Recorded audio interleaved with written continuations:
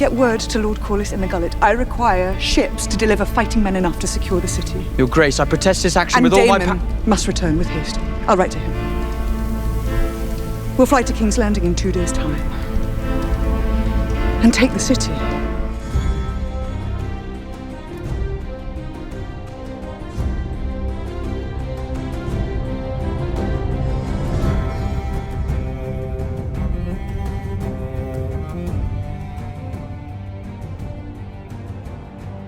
Welcome back to the official Game of Thrones podcast, House of the Dragon. I am Jace Concepcion. And I am Greta Johnsen, and we are back for season 3. And it is officially all-out war! And man, it's starting with a bang this season. It really is. We get to see a battle the likes of which Westeros has never seen before.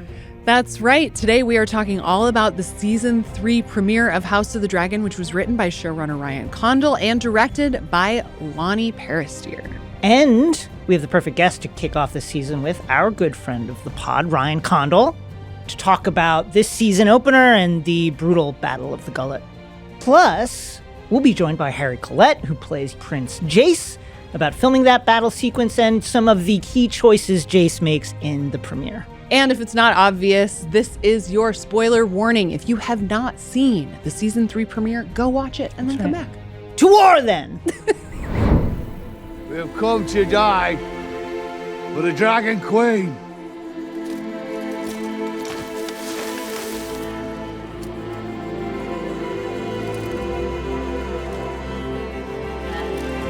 Very good. We've got more lions to hunt.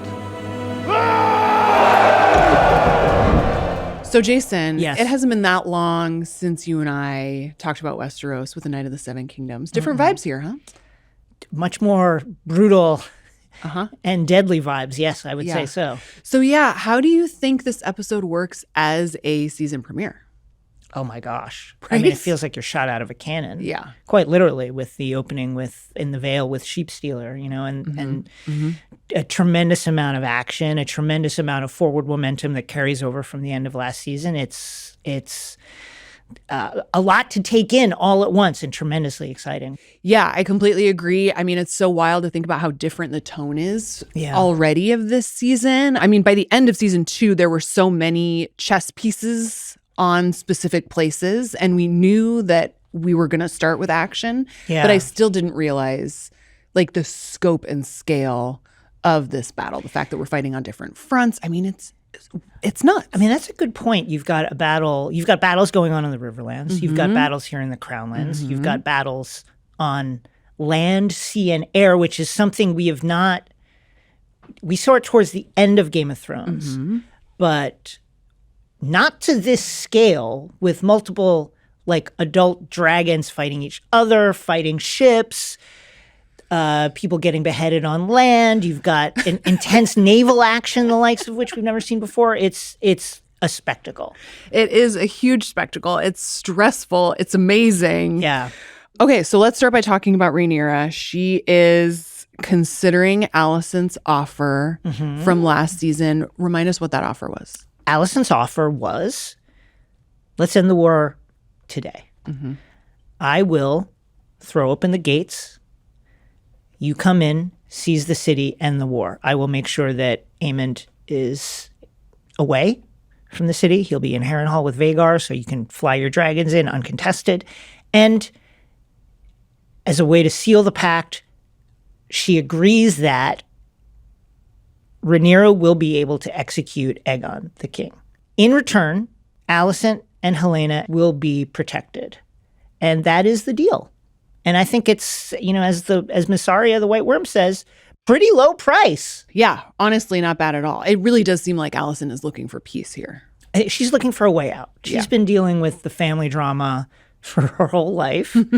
Kind of against her will to a certain extent. She's had agency for not very much of her run. And here she is basically looking at the board and saying, if things go on as they seem to be going, there's going to be countless lives lost. We're all going to lose family members. Cities are going to be destroyed, as we saw at the end of last season. And so we can go about this much more easily with much less destruction and much less death this way. Mm-hmm. And I can see the rationale.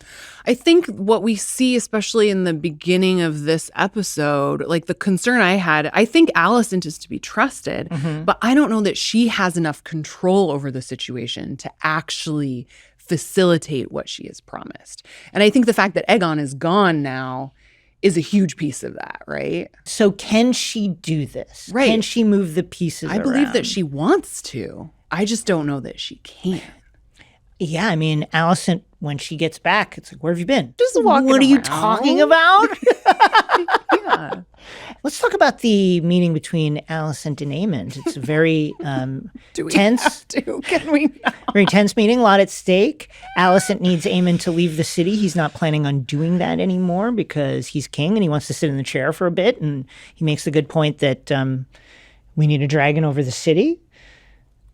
Your thoughts on this confrontation? Well, this is the part of the plan that has gone awry the most, I would say, since Alicent has made her plea to Rhaenyra. But now that Aegon's gone and Aemond is on the throne, that's a totally different ballgame. And she knows that, which is why she has to be as strategic as possible about begging him to peace out for a minute. Yeah, Vhagar can't be over the city. If Vhagar is there, then it's a real problem. Maybe they could take him down. Maybe they can't, but it's going to be a very destructive fight. And so it's better that he's gone. And of course, Aemond is like, well, I'm the king now, and I'm not leaving. Let's listen to a clip from that conversation. Yeah. If you stay here and wait for Rhaenyra and her dragons to come, this one is certain.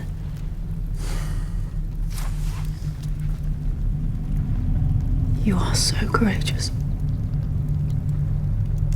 But I cannot lose you as I did Aegon. If I do, I will be lost. Heed me, Aemond, please.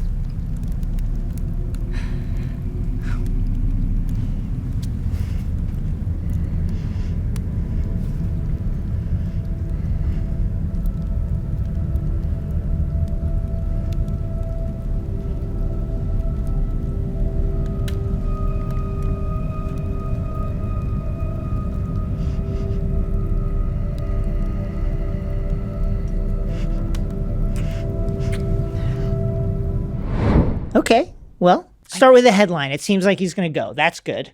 Is that the headline? So that's good. That is good. Yes, that's good. That is good. Well, this is in line with what we know about Aemond. We've seen him searching for a mother figure in the past. That's true. You're right. We have. And and here he is acting on that in a way that is both in line with the culture of the Targaryen family and also shocking. I was going to say you're justifying this very well. I'm trying not to. You know, a lot of this season and the previous seasons has been about looking at the Targaryens through the lens of the regular people. Mm-hmm. And I think a scene like this is a good example of why the regular people are like, I mean, yeah. I don't know about these. Me neither. And what an incredible acting job. Oh first my of God. all. Yes. The performance is unbelievable. Well, the direction too, because I feel like it's like watching it for the first time, I was like, wait, they're not. Oh my God. They are. He almost leans in earlier, but then kind of comes back out. Like they're just close enough, but you're like, no, that's not. But then again, like it's so well done and horrific. It's horrific. Yeah. There's one more thing about the scene that I want to ask you about, which is around, I mean, Alicent essentially says, you should have been king all along. Like you're second born, and that's a bummer because you would have done a better job than Aegon did. And I'm curious to hear your thoughts about that. My interpretation is I don't think she's just buttering him up at that point. I mean, I think it's helpful that it does. Like, I think it fits with her motivations. But like, I mean, it does seem like he probably would have been a better king than Aegon anyway, right? I don't know. I feel like we saw glimmers from Aegon as king that made you feel like maybe he'd be okay, that he'd listen to people because he understood maybe that he didn't know what he was doing on a certain level. Whereas Aemond, I mean, it takes Alicent a lot to convince him here. And is he going to listen to his advisors, particularly advisors who aren't warriors? Or who he can't kiss. Right. And so I don't know. I think he would be marginally better, but it's unclear. Yeah, well, speaking of Aegon, he is in a little carriage with Larys. How are those two doing these days? I mean, I think both better and worse than maybe we expected. Very funny pair of these two. They are a pretty delightful combo, turns out. I don't know. How do you feel like Aegon is going to do out on the road without his regalia, without people respecting him? I don't know. I mean, I wonder if we're seeing the beginning of a redemption arc with Aegon. It's going to be a really interesting just to see that journey. But let's play a clip. Let's do that. Of these two, because I do think, to your point about the pairing, there's like a almost comedy to it that's like actually quite delightful. Yeah. Very lucky day for you, my lord. The reason this man won't swear fealty to Rhaenyra is because he is Aegon Targaryen. What? No. That's... What are you playing at, friend? Always jesting. That true? No. Of course not. These are lies. He was lustrated in dragonfire by Rhaenys Targaryen and her dragon at the Battle of Rook's Rest. My companion is always the gifted I mama. am his grace's always making loyal claims for his counsellor own and the entertainment. Lord of Harrenhal. Outrageous fucking lies! Someone's lying. His crown. No. I got the crown. I What got are you the gonna crown. What are you going to say? He's like, watch this. Pull the hood back. Take a look at the hair. What's left of the hair? You know, very Midnight Run. Can you remind us where these two are geographically? Just because I feel like we need a sense of the map in this episode. Right. They are heading to Braavos, where Larys has some money laid by with the Iron Bank. Money is going to be an issue, obviously, for Aegon. And both of them are kind of cut loose from any support system. So they're not going to be able to do much without cash. Although that seems like it's not going to be a problem anymore. Yeah, that is a good point. So what do you make of this plan? I mean, like, I was pretty surprised for Larys to just out Aegon like this. I mean, I think it was... It's a risk. Speaking of risks. I think it was the only move left available to them if Aegon was not going to be able to do the very simple thing of pretend to be somebody else and just swear to the queen. And that's true. He could have just done that. Just swear to the queen. Nobody's going to know it's you. Right. No, this will all be forgotten in 5 minutes' time. He couldn't do it because of his own, regal inclinations and the deep well of anger that he holds towards her. I get it. But at that point, what are you going to do? You know, they were going to kill him right there. What do you think of the pairing between Aegon and Larys? Like, I mean, I find this scene funny partly because it's like the smallest bit of comedic relief that we're getting in this very intense episode. But like, I don't know, would you call them friends at this point? I mean, they're allies of convenience. Yeah. They need each other. Again, Aegon is not, I think he would last 5 minutes in the woods without anybody. 1,000%. And Larys having some sort of bargaining chip, even though he lacks any control of it in Aegon, I think is interesting. And Larys is quite clearly one of the most resourceful characters we've ever seen. It's a wonderful two-hander that, that's just like, I'm very hopeful this was one of the great two-handers in the kind of history of Game of Thrones, the universe. For like sure. A show that has really leaned on these kind of pairings over time. Yeah, I'm looking forward to that too. Okay, let's talk about the Riverlands because, as promised, at the end of last season, we're in it. That's War is happening, has happened. Daemon is there. It seems like he's won a nice victory over the Lannisters. Good blood splatter on the face. lots of blood spatter. I can't believe the Lannisters actually take lions into battle. That's neither here nor there, but very sad. Daemon's plan, remember from last season, was he'd been sent there to rally the River Lords to his cause. And it was, there was a lot of drama involved in that. He was going through it at Harrenhal, where Alice was giving him, or he was experiencing all these crazy visions, remember, including a vision of Daenerys hatching the dragons far off in the future and the White Walkers far beyond the north. So he's seen things that happen in hundreds of years from now. And he does manage to win the River Lords to him. And here they are marching around and seem to be doing pretty well. That does mark the entrance into the story of a really interesting element from the north. These are the winter wolves from the north. So it's winter right now. But obviously winter is much more intense in the north. And in the north, when winter falls, they send all the kind of like older warriors, third and fourth sons, away to go do war elsewhere in the kingdom because they can't feed them, and so go and fend for yourself. So these are who these are. These are these older warriors who nobody wants to, there's not enough food to feed them, not enough fuel to keep them warm up there in the north, so why not go and make war down in the south? And that's what they're doing. Well, and I love how they put it. They didn't say we've come to fight for the Dragon Queen. They said we've come to die for the Dragon Queen. I mean, they know that this is a one-way ticket. Yeah. And that is the culture of the north. Badass, man. So it kind of seems like part of this episode is everybody's waiting on Aemond. I mean, yeah, he's supposed to come to Cole's aid, right, over in Harrenhal. They're waiting to take Harrenhal from Daemon's forces and hopefully lure him out and take him off the board. I think the Greens see Daemon, and rightfully so, as Rhaenyra's core strength, and that all her other dragon riders, like the dragon seeds, are either untested or Daemon's the one who's been fighting. So we've hopefully Aemond will go there and can best him. It's a big deal.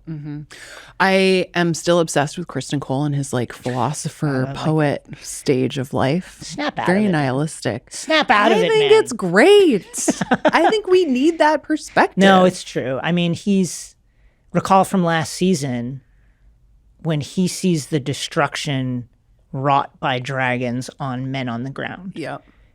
He just thinks, what are we matters. What are we supposed to do? How am I supposed to fight this? What can we do?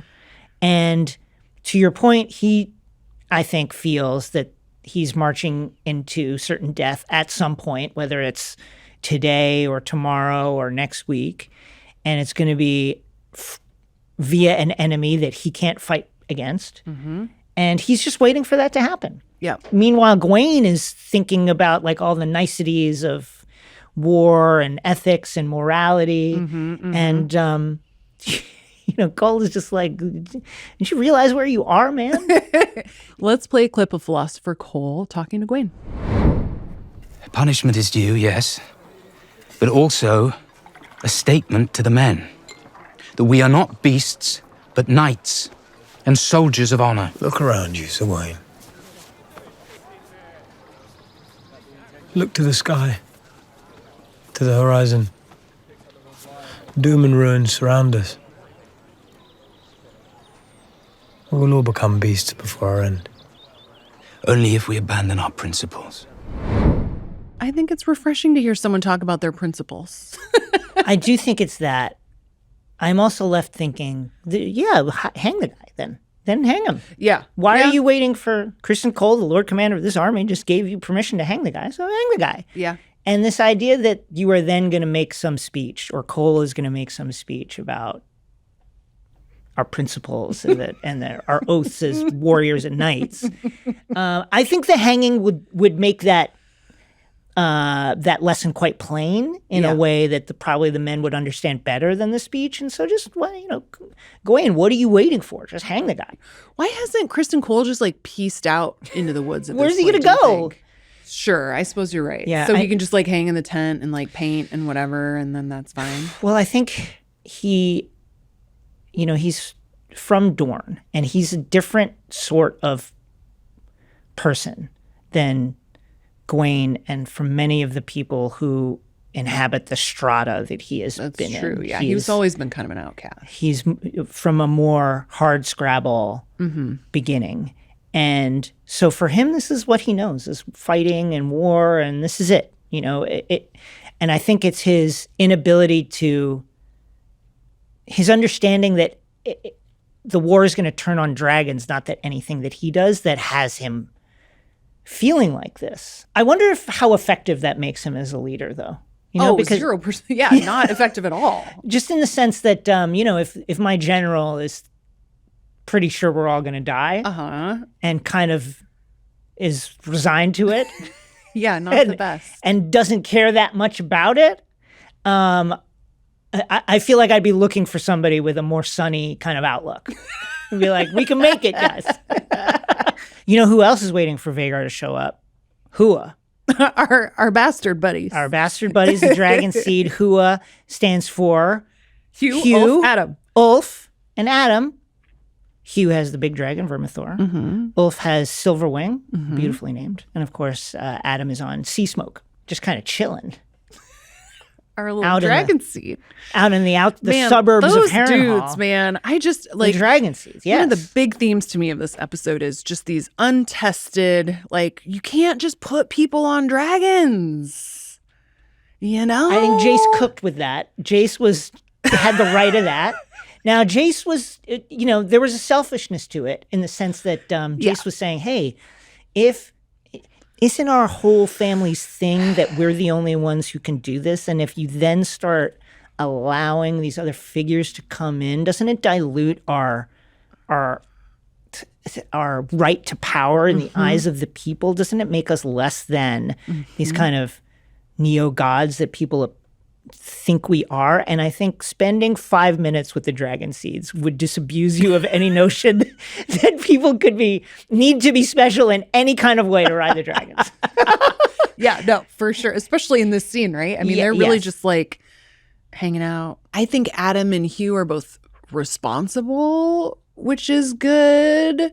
But I still just feel like the three of them together, unsupervised, troubles me. Okay, so we have an interview with Ryan Condal coming up. We're going to get into the battle with him. Yes.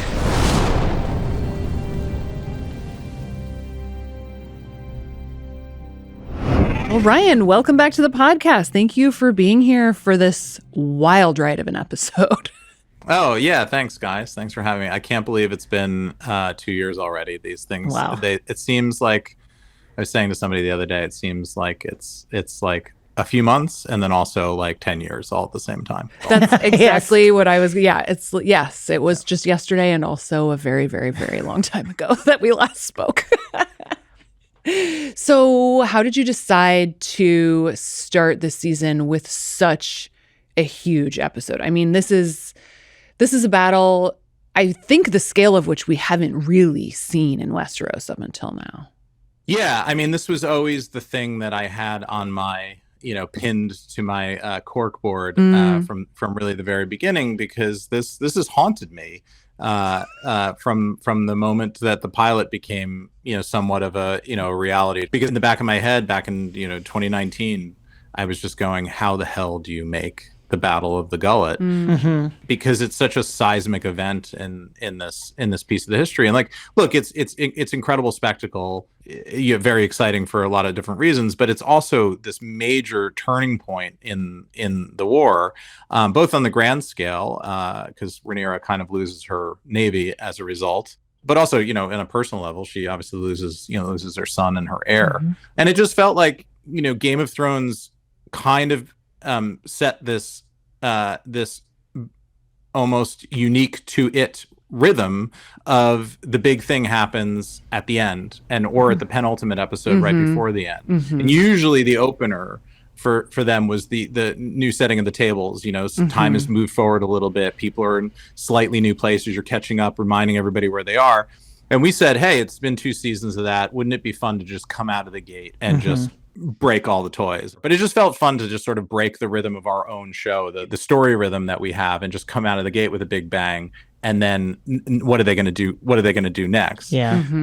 And I think it sets the season off in a really interesting way that just keeps people on, hopefully on their back foot, in a good way. Yes. This battle is so massive, and it takes place on land, air, and sea. Where do you even start when you are planning out something like this? Yeah, I mean, that was really the trick, was how are we going to do this? And obviously you can't, even with something as huge as this, you critically need POVs in it. So it became a question of, well, who do we have that's there that we already know and that we follow?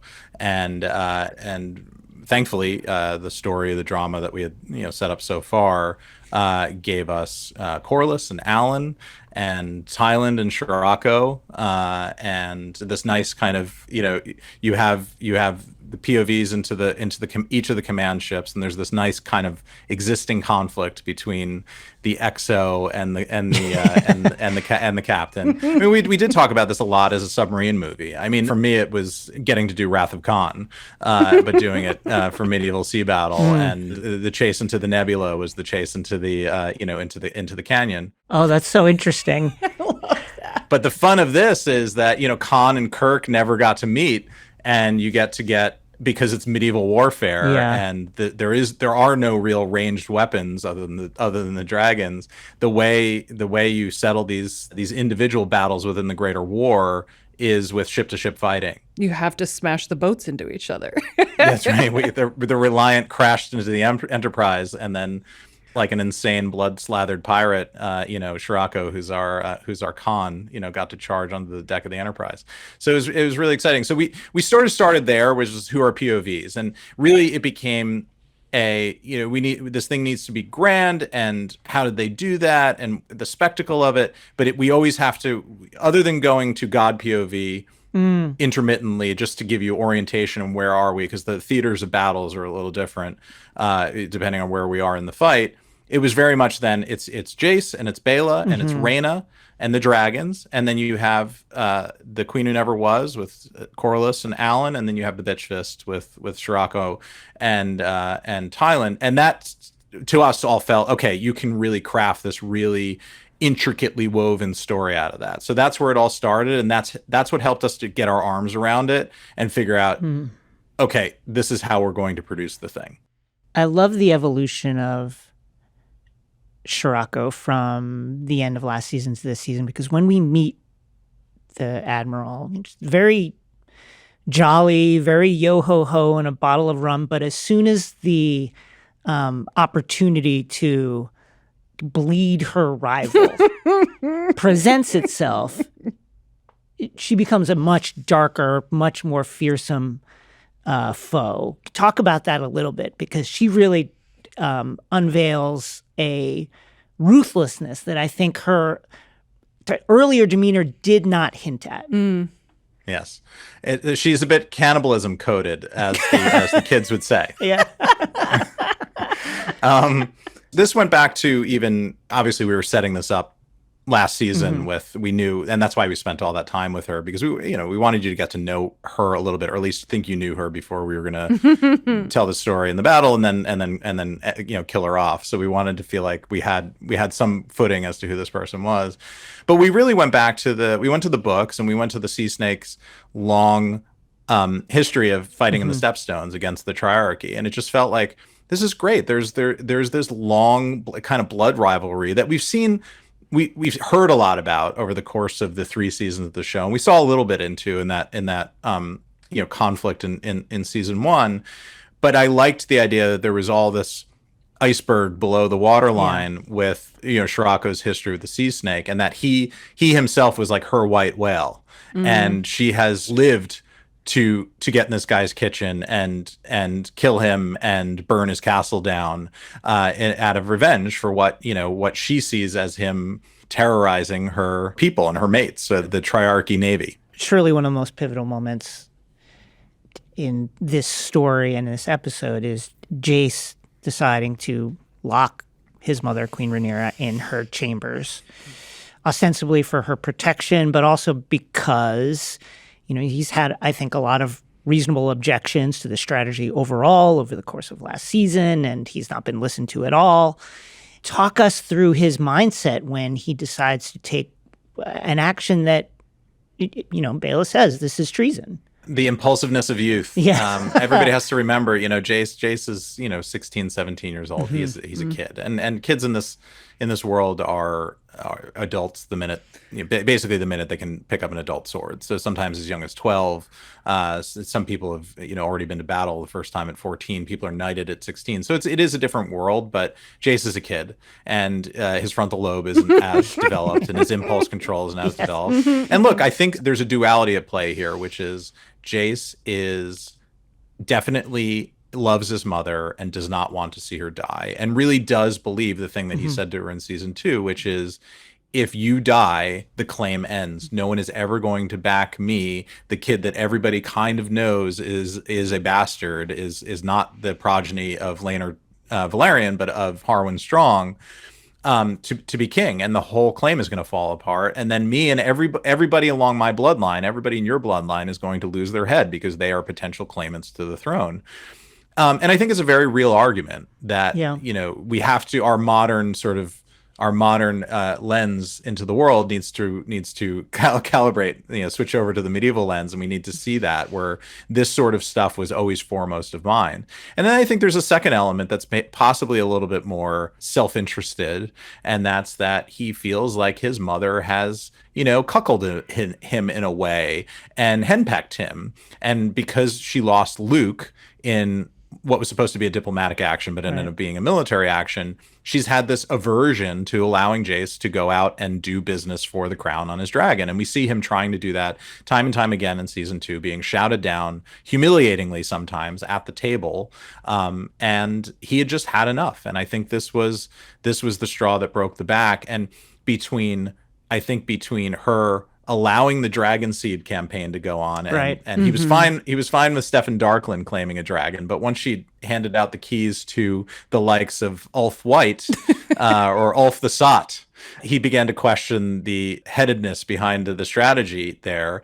And also, I think with the news that Alicent came to Dragonstone, she treated with her, trusted her maybe even more than she trusted Jace in this moment. I think he just blew his top and lost it. And feels like this was both the strategically smart thing to do to protect her, and the thing that he needed to do to show his own worth as her heir.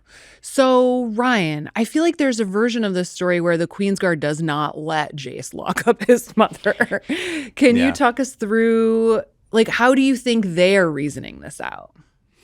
Yeah, I mean, we debated this a lot, and what are actually what is actually their charge, and that's why we had Jace make that case to him. And we know that Sir Laurent can't raise arms against Jace because he's a member of the royal family. So he, in a way, just like we saw in the Night of the Seven Kingdoms, sometimes you can sort of crash the operating system of the Kingsguard or Queensguard by putting their own oath into play. And it was sort of challenging him, what are you going to do? Are you going to physically restrain me, or are you going to you're going to protect the queen? Right. And I think on some level, Sir Laurent is giving over into this kind of possibly chauvinistic classic medieval kind of view that the queen should not go out there and fight, whereas no one would question at all if she were king. No one would question at all her ability to get on a dragon and go out there and fight. And I think Sir Laurent is caught between two ways, but I think he's seen all the other stuff going on in the castle, and I think he is questioning the queen's they don't have a 25th Amendment in Westeros, but I think he's questioning some of her decision making as well. I love this line that Rhaenyra, in her distress, says to Mysaria, "I may appear to have the weak and feeble body of a woman, but I possess the heart and spirit of a king."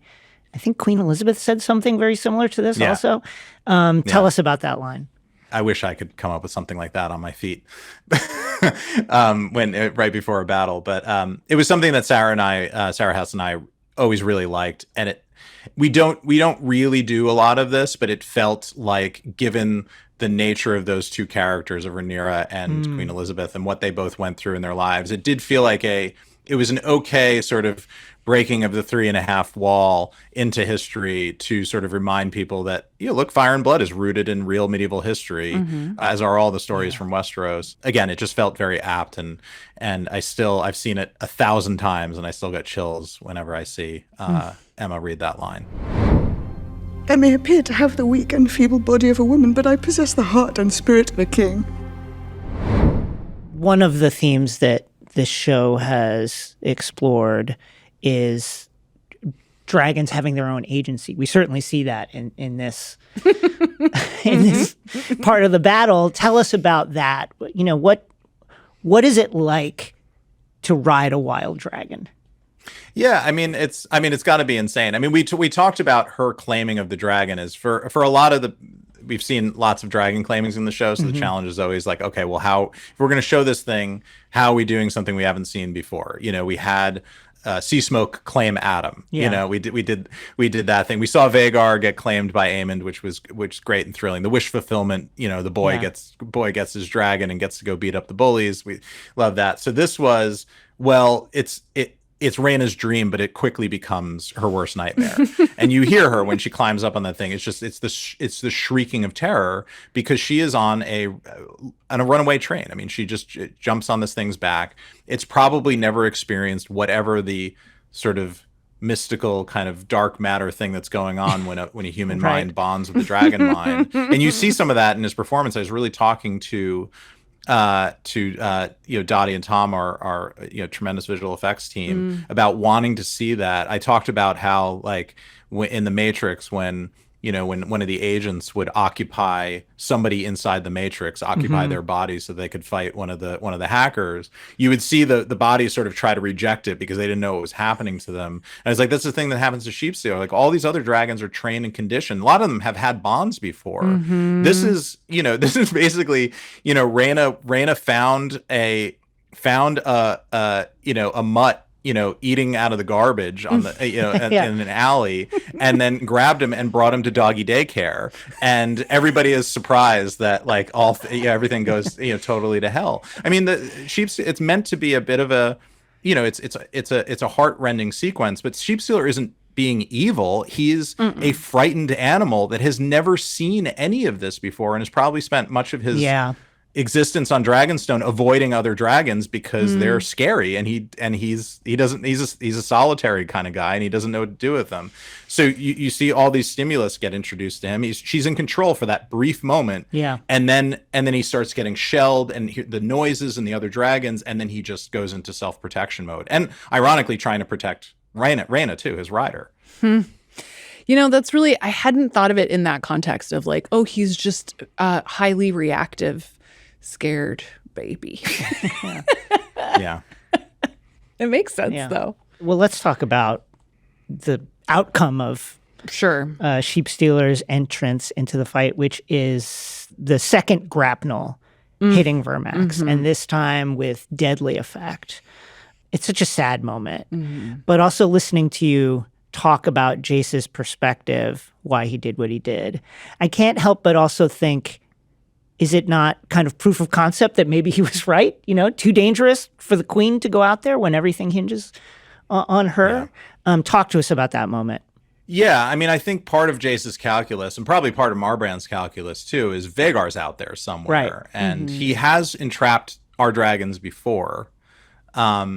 So I think Jace and Baela are going into this thinking, well, we're the swift small ones, and maybe we can, the two of us can sort of navigate around this and get away. They don't go in thinking that the Triarchy has developed anti-dragon weapons, which, again, Shirako, having fought in the Stepstones without dragons for eons, she becomes the kind of, the sort of local, the local warlord that has to use outdated technology in order to fight the great Western power that's come into her backyard.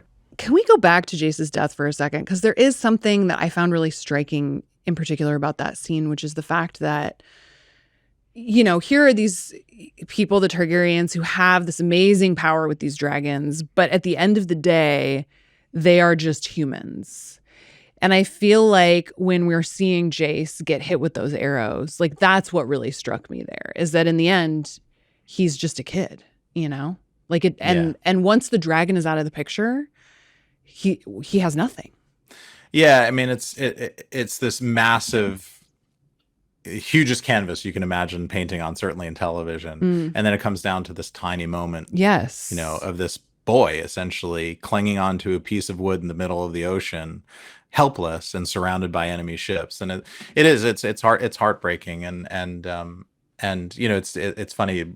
It's deeply affected people that worked on the show and saw all this happen, saw the tank that we had, Harry in, and the many takes that we did with him. And when you see it all rendered, finished with all the sound and the visual effects in it, it's still deeply affecting. I mean, his performance is incredible.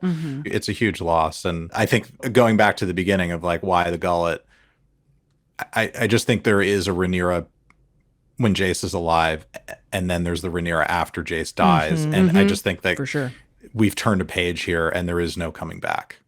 I think a lot in this episode about the idea of sort of like victory at what cost, which I think is a theme that we've seen through this series as well, just around sort of like, okay, what does it mean once you're on the throne?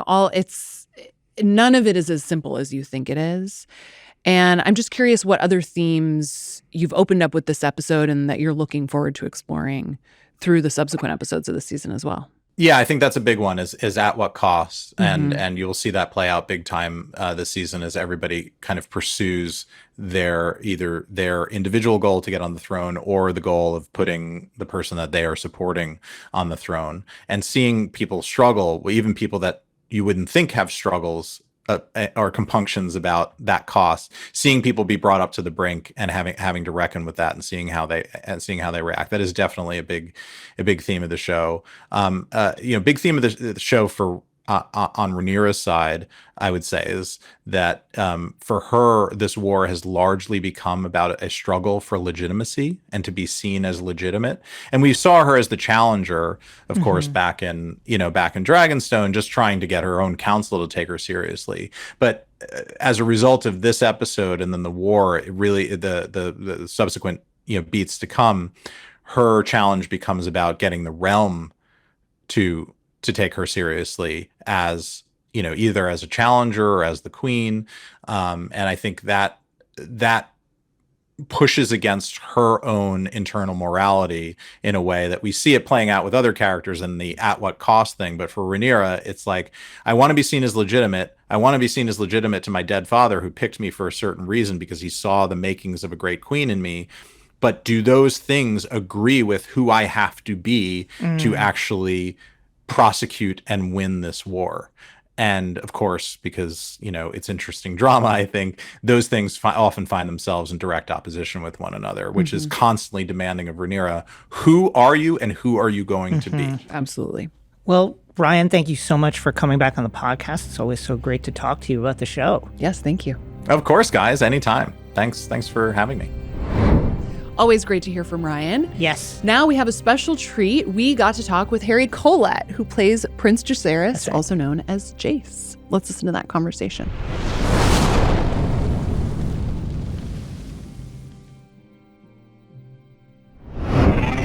Well, Harry, we're so excited to talk to you all about Jace and this phenomenal premiere. Welcome to the show. Thank you for having me. So obviously this is a tragic episode for Jace, but let's start with something that I think Greta and I are really going to miss, which is some of the wardrobe. We're big fans of the wardrobe on this show, and Jace had some of the best stuff. Is there anything that you are going to miss donning for the role?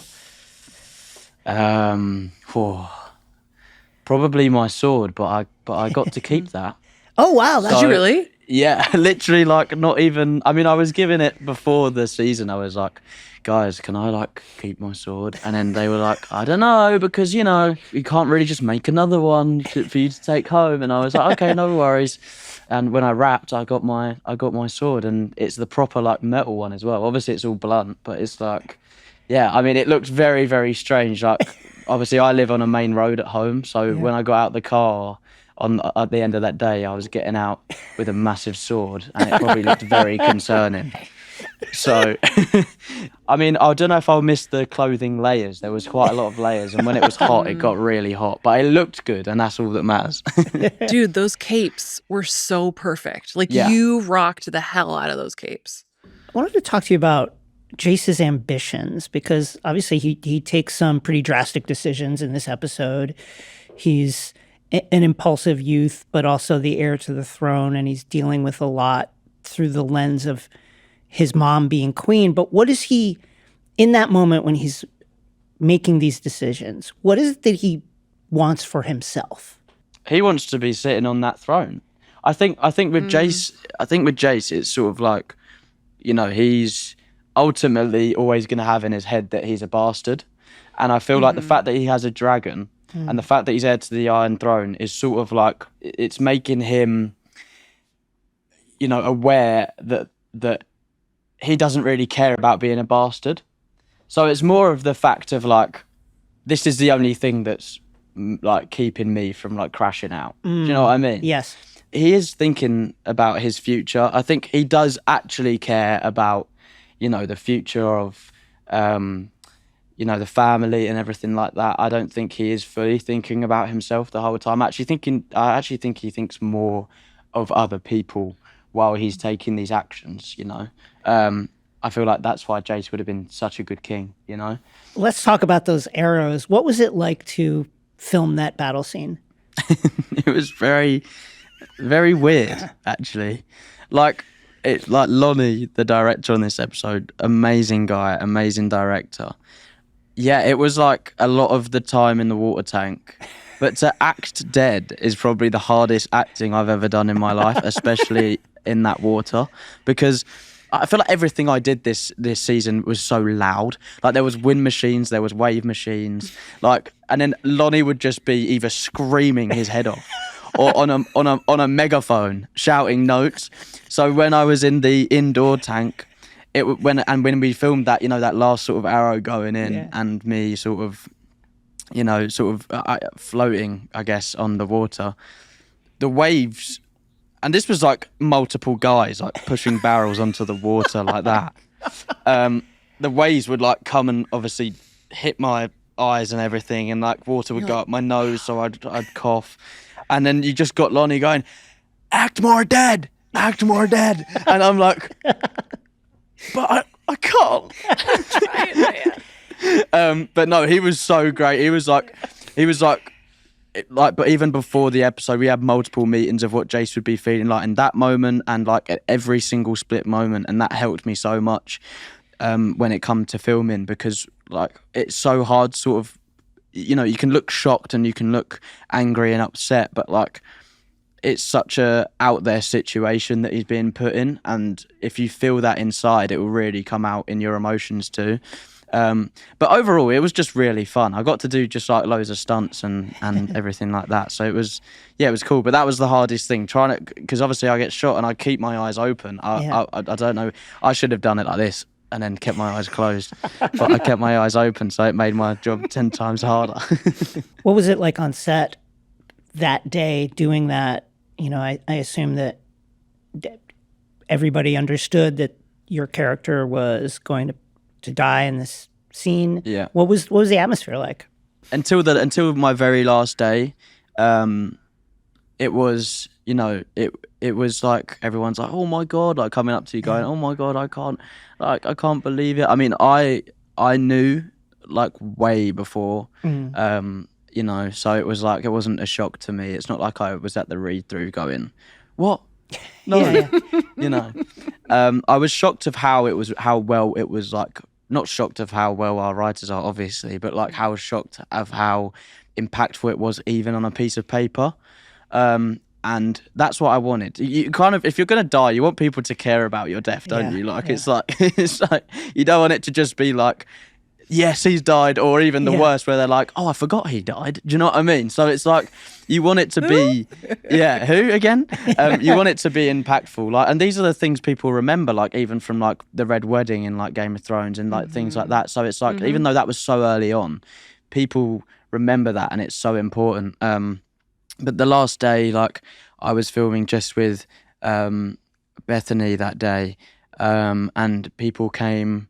You know, Emma came from like a different studio. Matt came, you know, and it was so nice, and it was like people were sort of just like all clapping and stuff, and it was And I mean, Emma, you know, bless them, they got emotional, but I was like so full on adrenaline.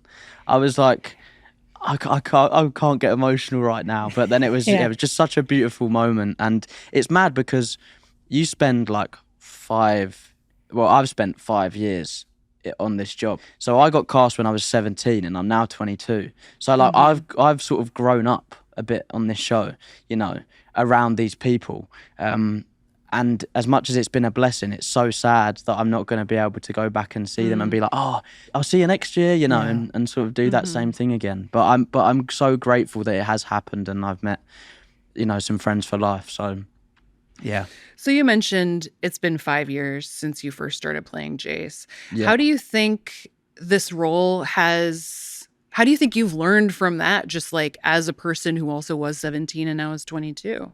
I've learned so many in real life things, but I've also learned things, you know, to do with my career. But like, I think I've learned so much more in real life things, to be honest, because this job has been a challenge in some ways, and we love a challenge. Like, actors do love a challenge, but like that's what we strive for, you know. That's just like a normal day-to-day thing for us. But at 17 to 22, there's so much stuff that has happened in my life that I'm so grateful to have, you know, like Emma around me, Bethany around me, you know, Phoebe around me when that happens. And it's like, it's just a blessing, because you're away from home for quite a bit, especially when you're on location and everything. And when these things happen, it's like, as much as you, because I still live with my parents now, and like I will go home and tell them everything. But when you can't really do that, you've got your second family there, which I think is so beautiful, and it's so rare to have that on a job as well. But yeah, I think it's a beautiful, beautiful thing.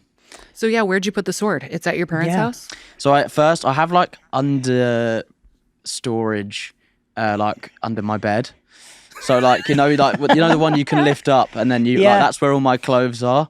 But I put it under there, and then my dad has this like thing where he's like, everything I get, I have to put in the loft. So it's like it's now like locked up somewhere in the loft, like in like a protective pass-coded casing, you know. So, but yeah, no, it's safe at home, and when I move out, I've said I want to put it into like a you can get like a 3D frame, right? So I'm going to put it in like a 3D frame and hang it up. But I also got a big Vermax head. So I'm going to put that on like a coffee table when I move out, and everyone can look at it, you know, and then put it away if I have a drunk party, you know. Because that is not getting ruined. No cigarettes and Vermax's mouth. No one's putting out anything in Vermax's mouth. Could I do a little outro message for the people watching? No, please do it. Yes, go. Thank you so much for listening to the podcast, and thank you if you watch the show, or obviously, hopefully you watch the show because you're listening to this podcast. Thank you so much for having me on this amazing journey and being so supportive of Jace and allowing me to sort of be free in this world. And thank you for everything. And thank you guys for having me as well. Thank you. Thank you. All right. Those were some great conversations. Really, but before we go, I want to end with a new segment. We're calling it Our Parting Words, and we're going to do this for each episode. And the idea is that we are going to share some parting words to a different character for each episode. We're going to agree on that character ahead of time. And this week, of course, we got to start with Jace. So, yes, Jason. Where's my camera? Jace, I want to look you in the eye. Where am I going? Oh, Jace. Let me just say, Jace, I think that you were right about a lot of things and nobody was listening to you. And I know that that is frustrating. But when you are king, then you can make the rules. And nobody's going to say it, but I'll say it.